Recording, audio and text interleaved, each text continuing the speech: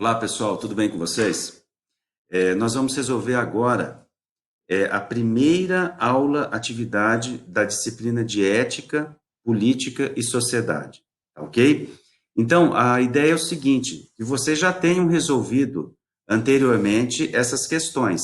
São 4 questões de múltipla escolha, tá certo? Então, vocês resolvam primeiro essas questões e depois assistam esse vídeo, porque aqui no vídeo eu vou estar passando para vocês a resposta, o gabarito. Tá certo? Então vamos lá. A primeira questão aqui, vamos ver. Questão 1. Desde o surgimento da filosofia até os dias atuais, a história contou com muitos pensadores diferentes correntes filosóficas. Dessa forma, faça a correspondência correta entre as correntes filosóficas. Bom, então foi dado 4 opções para vocês. Filosofia contemporânea, filosofia da Renascença, filosofia moderna e filosofia do iluminismo. E logo abaixo vem as questões, não é isso? São 4 parênteses. O primeiro foi marcada pelas descobertas de obras de Platão, de novas obras de Aristóteles e também pela recuperação das obras dos grandes autores gregos e romanos. Muito bem, o que vocês colocaram aí? Filosofia da Renascença. É o número 2, exatamente. Então, sempre que a gente pensar em renascença, o que vem na cabeça, na nossa cabeça? Vocês que já estudaram história durante muito tempo aí no ensino médio, no ensino fundamental. Vem essas obras. Foi o ápice da época cultural, né, do desenvolvimento das grandes obras. Então, você vai colocar filosofia da Renascença, número 2. O segundo parêntese. Os filósofos tinham o propósito de jogar luzes nas trevas em que se encontrava grande parte da humanidade. Bom, essa está de graça, né, pessoal? Jogou luzes significa o quê? Iluminar. Então, filosofia do iluminismo. Número 4. O terceiro parênteses, filosofia do século XX. A gente pode considerar o quê? Filosofia contemporânea. Então, é número 1. O que significa filosofia contemporânea? É o mais próximo que tem do que a gente está vivendo hoje. Então, quando fala contemporânea, é sempre o mais atual, o mais próximo que está de nós. E a última alternativa, né, é toda a filosofia que se desenvolveu durante os séculos, do século XV ao século XIX, que é antes do contemporâneo. Antes do contemporâneo, a gente pode considerar, então, como filosofia moderna. Tá ok? Então, a alternativa correta é a letra C. 2, 4, 1 e 3. Bacana, espero que vocês tenham acertado. A questão 2 vai falar sobre os estudos de Aristóteles. Né? Então, um conceito importante dos estudos aristotélicos é o de felicidade. Segundo este pensador, a felicidade está relacionada à ética, que é o estudo do comportamento, das ações, das escolhas e dos valores humanos. Tá certo? Então, com relação ao conceito de ética apresentado por Aristóteles, o que é correto afirmar? Aí nós temos 4 alternativas.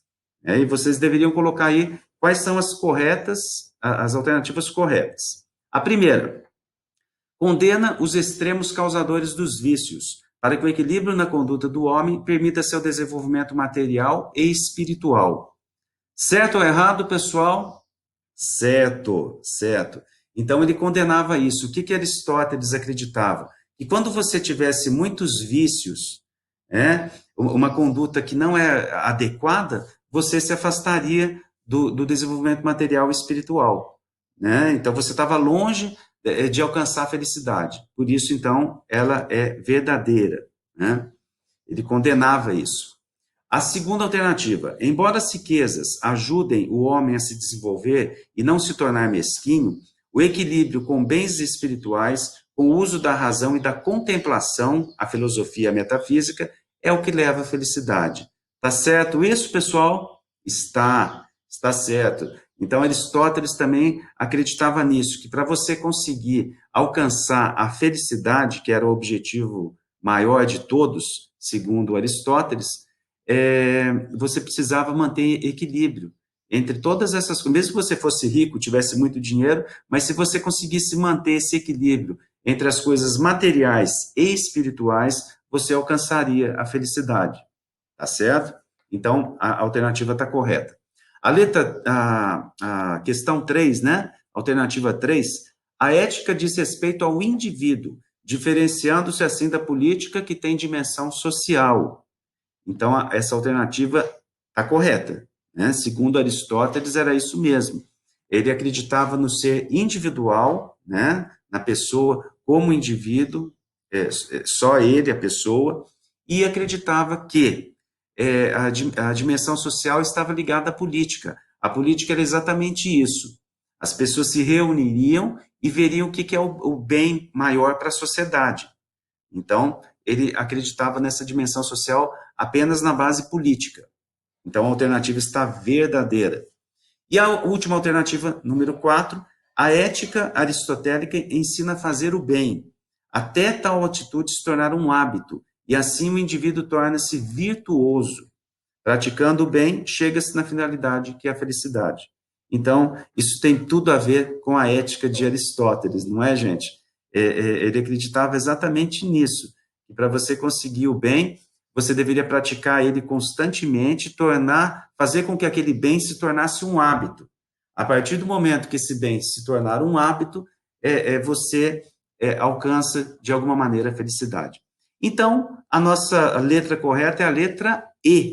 Todas as afirmativas estão corretas. Então, essa é a alternativa que vocês deveriam colocar aí. A questão 3 fala sobre o iluminismo. O iluminismo foi um movimento intelectual que forneceu as bases para o pensamento que conduziu os ideais das revoluções burguesas. Ele foi responsável também pela queda do chamado antigo regime, o absolutismo. Então, pela história, nós temos o absolutismo, que era um regime extremamente rígido, ditatorial, né? E a gente passa para o iluminismo. Né? Então, a gente vê que de alguma maneira, um regime que vai privilegiar a democracia. Né? As pessoas vão ser mais ouvidas, a vontade das pessoas vão ser mais respeitadas de alguma maneira.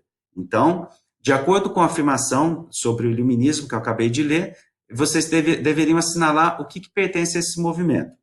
1. Forneceu as bases para a democracia contemporânea. Certo, isso mesmo. A partir do iluminismo, a gente começou a falar sobre democracia. 2. Princípios de igualdade e liberdade. Gente, o que é democracia?